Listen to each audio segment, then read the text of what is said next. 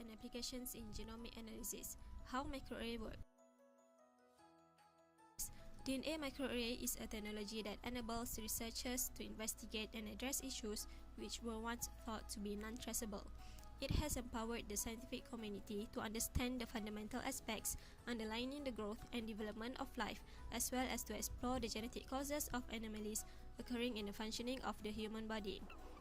Microarray has been practically used to determine whether an individual possesses a mutation for a particular disease. A scientist will first obtain a sample of DNA from patient's blood, as well as a control sample which doesn't contain a mutation in the gene of interest. The DNA will be reverse transcribed and denatured that involves separation of two complementary strands of DNA into single-stranded molecules. The long strands of DNA will be cut by restriction endonucleases into smaller, more manageable fragments. Each fragment will be labeled by attaching a fluorescent dye, in which individual's DNA will be labeled with green dye CY3 and the control DNA is labeled with red dye CY5. The labeled DNA are then inserted into the chip and are allowed to hybridize to the synthetic DNA on the chip. If the individual doesn't have a mutation for the gene, both red and green samples will bind to the sequences on the chip that represent the sequence without the mutation. However, if the individual does possess a mutation, the individual's DNA will not bind properly to the DNA sequence that represents the normal sequence, but instead, it will bind to sequence on the chip that represents the mutated DNA. Spot on a microarray contains a specific gene sequence. When the array is scanned, green or red spots indicate expression of the gene in only one sample, and yellow spots indicate expression of the gene in both samples.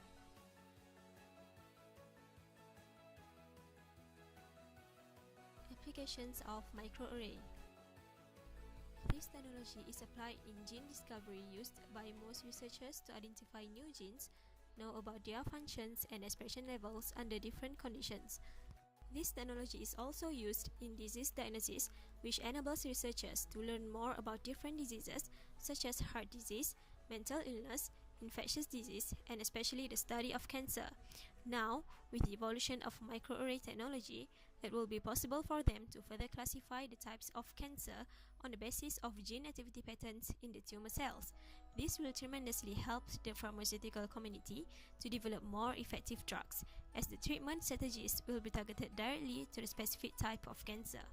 Besides, microarray had also been used in drug discovery, as it has extensive application in pharmacogenomics, which is the study of correlations between therapeutic responses to drugs and the genetic profiles of the patients. Comparative analysis of the genes from a disease and a normal cell will help the identification of the biochemical constitution of the protein synthesized by the disease genes. Thus, this information can be used to synthesize products which combat with these proteins to reduce their effect. Examples of analysis using microarray. Gene expression analysis is commonly used to compare gene expression in both normal and cancer cell, which applies common microarray procedure. Transcription factors or TF binding analysis has been used with chromatin immunoprecipitation to determine TF binding site. TF will be cross-linked to DNA by formaldehyde, whereby resulting in DNA fragmentation. This fragment will be affinity purified by using antibody to TF or by tagging with peptide. Once purified, the DNA will be released from the TF, amplified and labeled prior to microarray hybridization. Data analyzed will reveal at which site of DNA that TF bound to. Meanwhile, genotyping analysis is a process of examining genetic sequences of an organism. It is reproducible, generate high-quality data at low cost, and possess fast and high-throughput multiplex processing. This analysis is also known as SNP, or Single Nucleotide Polymorphism Array, that uses DNA to detect polymorphism within gene population. It consists immobilized allele-specific oligonucleotide probes and fluorescent DNA fragment. Express sequence tag. Express sequence tag, or EST, is a short sequence of cDNA which is generated by sequencing of cloned cDNA typically obtained from cDNA library. It represents portion of expressed gene, since the cloned cDNA is complementary to mRNA. In addition, It can be used as prediction of protein product and function, and also provides information for researchers to design DNA microarray probes for gene expression study. So, how the technique is conducted? Messenger RNA or mRNA will be extracted from material being studied to be used as a template by reverse transcriptase for cDNA synthesis. The source of the mRNA is an organism, tissue, or cell line grown under normal conditions or treated with hormones, drugs, heat, and others. The source of the starting materials depends on the type of genes to be identified and the reason for generating the ESTs. The DNA will be then cloned into a suitable vector to produce a cDNA library. Random clones are isolated from the library, by which one or both ends of clones will be sequenced by single-pass sequencing. ESTs and NCBI. It is useful if the cDNAs in the library are cloned directionally so that ESTs are isolated specifically from either the 5' or the 3' end of the cDNA. 3' ESTs often represent the 3' untranslated region of the mRNA and are used to separate members of gene families that have similar coding sequences, whereas 5' ESTs generally represent coding sequence and give a better idea of the type of gene being expressed. In 1992, scientists at NCBI developed a new database designed to serve as a collection point for ESTs. Once EST that was submitted to GenBank had been screened and annotated, it was then deposited into the new database called DBEST.